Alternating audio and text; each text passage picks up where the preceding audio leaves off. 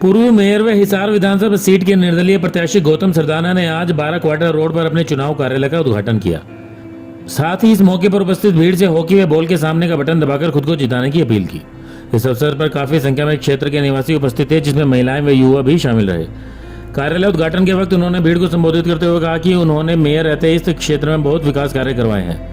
विधायक बनने के बाद वो सरकार से विभिन्न योजनाएं हिसार के लिए लेकर आएंगे, युवाओं के रोजगार और नौकरियों के लिए अवसर पैदा करवाएंगे और गरीबों को व्यवसायी शिक्षा के लिए भी कोई योजना तैयार करवाएंगे।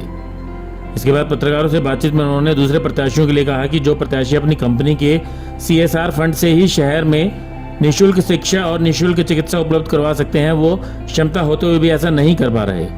यदि वो शहर की जनता को निःशुल्क चिकित्सा व निःशुल्क शिक्षा उपलब्ध करवाते हैं तो वो खुद उनका समर्थन करने को तैयार है। उनके लिए खुद की जीत से ज्यादा शहर की जनता की भलाई जरूरी है। गौतम ने यह भी कहा कि मेयर रहते शहर के सभी वार्ड में उन्होंने एक समान विकास कार्य करवाए हैं। हिसार नगर निगम की पॉलिसी को पूरे हरियाणा में एक ये उदाहरण है कि पार्कों और ग्रीन बेल्टों का जो विकास हमने कराया उसके लिए ग्रांटें दी, सड़कों के लिए समान ग्रांटें दी और जहाँ जहाँ कच्ची सड़कें दी पक्की कराने का काम किया। और नगर निगम का काम होता है घर घर कूड़ा उठे, घर घर जो है कूड़े की गाड़ियां जाएं, इसकी हमने निश्चित किया। और आज 20 के 20 वार्डों में नगर निगम की गाड़ियां जा रही हैं, लेकिन कुछ जगह सड़कों पर जो कूड़ा दिखता है, ये जो है जो कूड़ा सड़कों पर डालते हैं, मैं तो उनसे पहले भी आग्रह करता आया कि ये नहीं डालना चाहिए।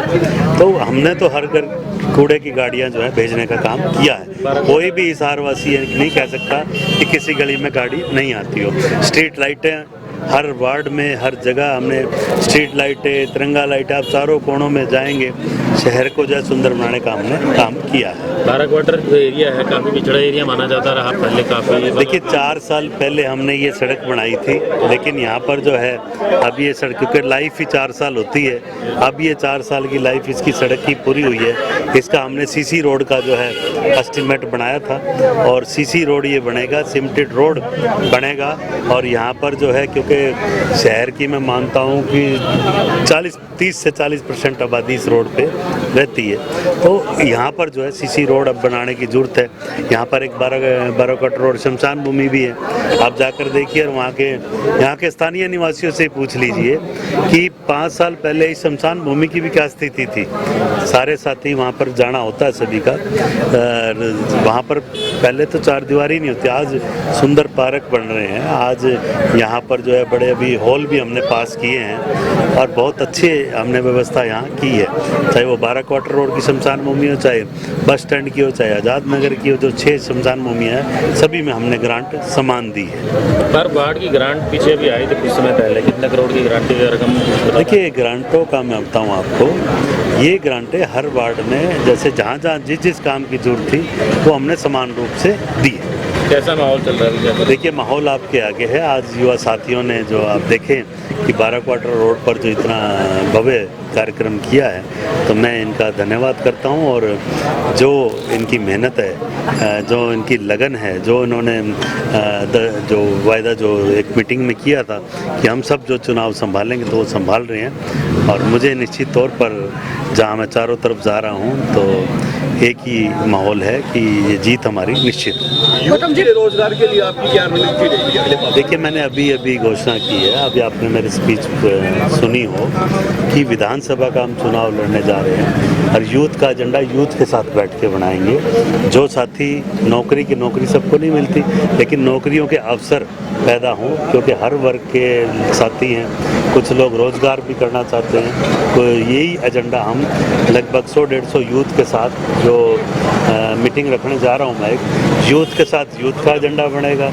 हमारी बहनों के साथ महिलाओं के साथ बैठ के महिलाओं का एजेंडा बनेगा, और छोटे व्यापारी हैं जो उनके साथ बैठ के उनका, ऑटो रिक्शा वाले हैं इनके जो समस्याएं थी इनका एजेंडा, सभी के एजेंडे सभी से बातचीत करके तय होंगे कि वो लोग चाहते क्या हैं। क्योंकि बड़ी बड़ी बातें तो सारे करते हैं, हमने तो सभी के बीच में बैठ के जो है बात करेंगे और यूथ का एजेंडा यूथ तय करे और पूरा करवाने का काम मैं करूँ। अपने भाषण में आपने कहा कि पॉलिसीज के ऊपर आप बहुत ध्यान देंगे, तो पॉलिसीज के आइडिया कहाँ से पिक करने वाले हैं, किन किन चीज़ों के देखिए ऊपर? आइडिया भी हम साथ ही देते हैं। जैसे आपने पार्कों का आइडिया देखा, आज पार्कों को जो देखने पूरे हरियाणा से आते हैं और वो आइडिया मेरा और पार्क समितियों का था।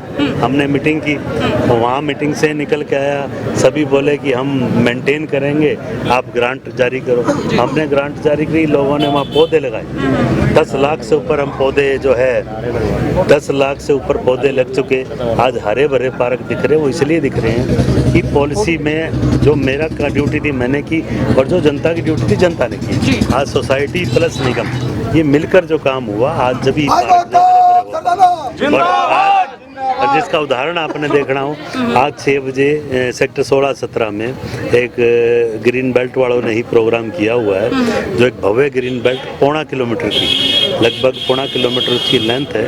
वहाँ भी एक हरियाली जो है, कभी वो सूखा एरिया होता था, आज उनका प्रोग्राम आप शाम को अगर आओ तो देख लेना, वो उनके खुद के विचार सुन लेना। सेक्टर 16-17 में ही खासतौर से चुनाव लड़ रहे हैं फिलहाल एक और प्रत्याशी अमित जी, वो उस चीज़ का क्रेडिट ले रहे हैं, आप इधर क्रेडिट ले रहे हैं? देखिए, मुझे तो वहाँ के निवासियों ने बुलाया है जी। और जो उन्होंने कहा, उनकी मेरे पास लेटर डिमांड आई थी कि ग्रीन बेल्टों के लिए कानून बनना चाहिए।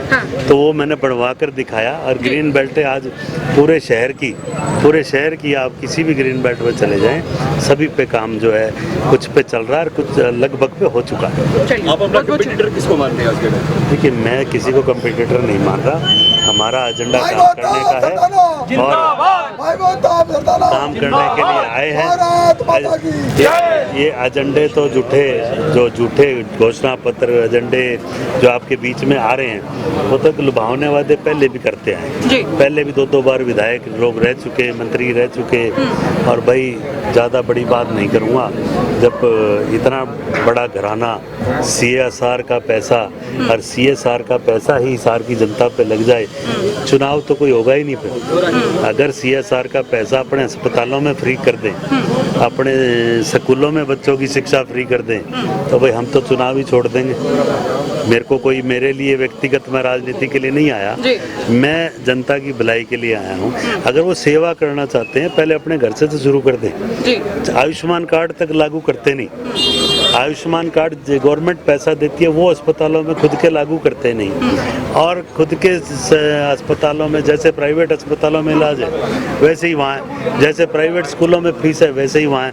कौन से गरीब का बच्चा जिंदल स्कूल में पढ़ता है, मुझे इस एरिया का एक भी बता दो।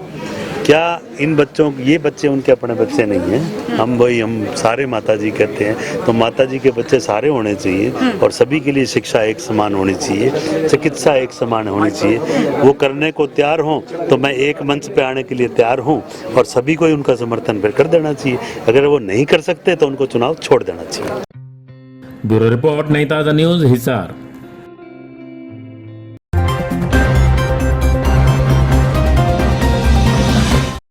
लेटेस्ट वीडियोस के लिए सब्सक्राइब करें हमारा चैनल नई ताज़ा न्यूज़ और दबाएं बेल आइकॉन ताकि आप मिस ना करें कोई भी अपडेट।